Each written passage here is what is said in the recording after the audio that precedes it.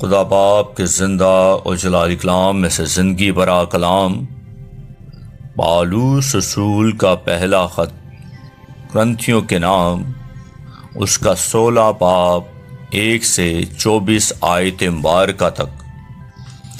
اب اس چندے کی بابت جو مقدسوں کے لیے کیا جاتا ہے، جیسا میں نے گلتیا کی کلیسیاؤں کو حکم دیا ویسا ہی تم بھی کرو۔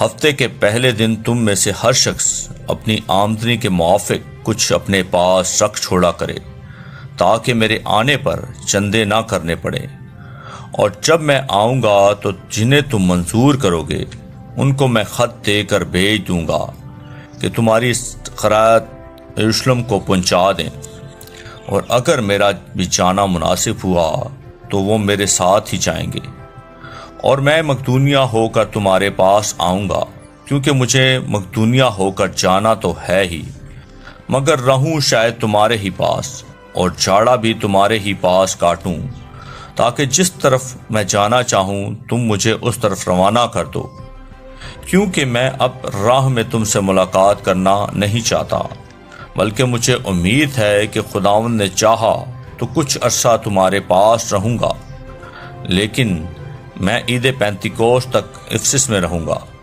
کیونکہ میرے لیے ایک وسیع اور کارآمد دروازہ کھلا ہے، اور مخالف بہت سے ہیں۔ اگر تموتیس آ جائے تو خیال رکھنا کہ وہ تمہارے پاس بے خوف رہے، کیونکہ وہ میری طرح خداوند کا کام کرتا ہے، پس کوئی اسے حقیر نہ جانے، بلکہ اس کو صحیح سلامت اس طرف روانہ کرے کہ میرے پاس آ جائے، کیونکہ میں منتظر ہوں کہ وہ بھائیوں سمیت آئے۔ اور بھائی اپلوس سے میں نے بہت التماس کیا کہ تمہارے پاس بھائیوں کے ساتھ جائے، مگر اس وقت جانے پر متعلق راضی نہ ہوا، لیکن جب اس کو موقع ملے گا تو جائے گا۔ جاگتے رہو، ایمان میں قائم رہو، مردانگی کرو، مضبوط ہو، جو کچھ کرتے ہو محبت سے کرو۔ اے بھائیو، تم استفنس کے خاندان کو جانتے ہو کہ وہ خیہ کے پہلے پھل ہیں، اور مقدسوں کی خدمت کے لیے مستعد رہتے ہیں، پس میں تم سے التماس کرتا ہوں کہ ایسے لوگوں کے تابع رہو، بلکہ ہر ایک کے جو اس کام اور محنت میں شریک ہے۔ اور میں استفنس اور فرتنوس اور اخیس کے آنے سے خوش ہوں، کیونکہ وہ جو تم سے رہ گیا تھا انہوں نے پورا کر دیا، اور انہوں نے میری اور تمہاری روح کو تازہ کیا۔ بس ایسوں کو مانو۔ آسیہ کی کلیسیائیں تم کو سلام کہتی ہیں۔